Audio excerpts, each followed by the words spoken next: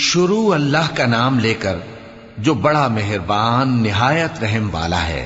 نون، قلم کی اور جو کچھ لکھنے والے لکھتے ہیں اس کی قسم کہ اے پیغمبر صلی اللہ علیہ وآلہ وسلم، تم اپنے پروردگار کے فضل سے دیوانے نہیں ہو، اور بے شک تمہارے لیے بے انتہا اجر ہے، اور یقیناً تم اخلاق کے اعلی مرتبے پر ہو۔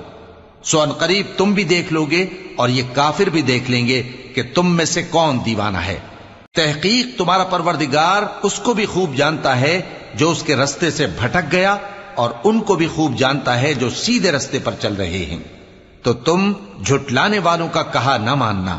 یہ لوگ چاہتے ہیں کہ تم نرمی اختیار کرو تو یہ بھی نرم ہو جائیں، اور کسی ایسے شخص کے کہے میں نہ آ جانا جو بہت قسمیں کھانے والا ہے، ذلیل ہے، شرارت سے اشارے کرنے والا، لگائی بجھائی کرنے والا، مال دینے میں بڑا بخیل، حد سے بڑھا ہوا بدکار، سخت خو اور اس کے علاوہ بدذات ہے، اس سبب سے کہ مال اور بیٹے رکھتا ہے۔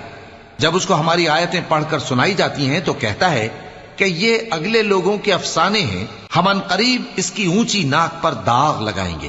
ہم نے ان لوگوں کی اسی طرح آزمائش کی ہے جس طرح باغ والوں کی آزمائش کی تھی، جب انہوں نے قسمیں کھا کھا کر کہا کہ صبح ہوتے ہوتے ہم اس کا میوہ توڑ لیں گے، اور انشاءاللہ نہ کہا۔ سو وہ ابھی سو ہی رہے تھے کہ تمہارے پروردگار کی طرف سے راتوں رات اس پر ایک آفت پھر گئی، تو وہ ایسا ہو گیا جیسے کٹی ہوئی کھیتی۔ پھر جب صبح ہوئی تو وہ لوگ ایک دوسرے کو پکارنے لگے کہ اگر تم کو کاٹنا ہے تو اپنی کھیتی پر سویرے ہی جا پہنچو۔ سو وہ چل پڑے اور آپس میں چپ کے کہتے جاتے تھے کہ آج وہاں تمہارے پاس کوئی فقیر نہ آنے پائے، اور کوشش کے ساتھ سویرے ہی جا پہنچے، گویا پیداوار پر قادر ہیں۔ پھر جب انہوں نے باغ کو دیکھا تو ویران، کہنے لگے کہ ہم رستہ بھول گئے ہیں، نہیں بلکہ ہم بے نصیب ہو گئے۔ ایک جو ان میں سمجھدار تھا بولا، کیا میں نے تم سے نہیں کہا تھا کہ تم تسبیح کیوں نہیں کرتے؟ دوسرے کہنے لگے کہ ہمارا پروردگار پاک ہے، بے شک ہم ہی قصوروار تھے۔ پھر لگے ایک دوسرے کی طرف رخ کر کے ملامت کرنے، کہنے لگے ہائے شامت، ہم ہی حد سے بڑھ گئے تھے، امید ہے کہ ہمارا پروردگار اس کے بدلے میں ہمیں اس سے بہتر باغ عنایت کرے، ہم اپنے پروردگار کی طرف رجوع کرتے ہیں۔ دیکھو عذاب یوں ہوتا ہے، اور آخرت کا عذاب سب سے بڑھ کر ہوگا، کاش یہ لوگ جانتے ہوتے۔ پرہیزگاروں کے لیے ان کے پروردگار کے ہاں نعمت کے باغ ہیں۔ کیا ہم فرما برداروں کو نافرمانوں کی طرح نعمتوں سے محروم کر دیں گے؟ تمہیں کیا ہو گیا ہے؟ کیسی تجویزیں کرتے ہو؟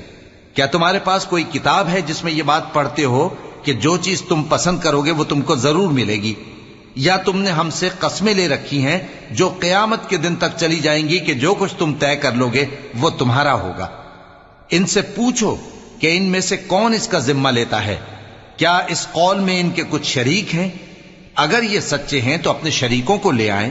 جس دن پنڈلی سے کپڑا اٹھا دیا جائے گا اور کفار سجدے کے لیے بلائے جائیں گے، پھر وہ سجدہ نہ کر سکیں گے، ان کی آنکھیں جھکی ہوئی ہوں گی اور ان پر ذلت چھا رہی ہوگی، حالانکہ پہلے اس وقت سجدے کے لیے بلائے جاتے تھے جبکہ وہ صحیح و سالم تھے۔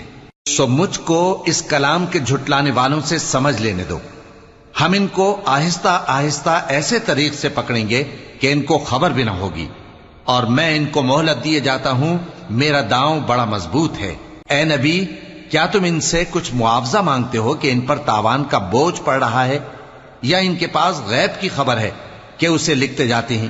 سو اپنے پروردگار کے فیصلے کا انتظار کیے رہو، اور مچھلی کا لقمہ ہونے والے یونس کی طرح نہ ہونا کہ انہوں نے اپنے رب کو پکارا جبکہ وہ دل ہی دل میں گھٹ رہے تھے۔ اگر ان کے پروردگار کی مہربانی ان کو نہ سنبھال لیتی تو وہ چٹیل میدان میں ڈال دیے جاتے مذموم حالت میں۔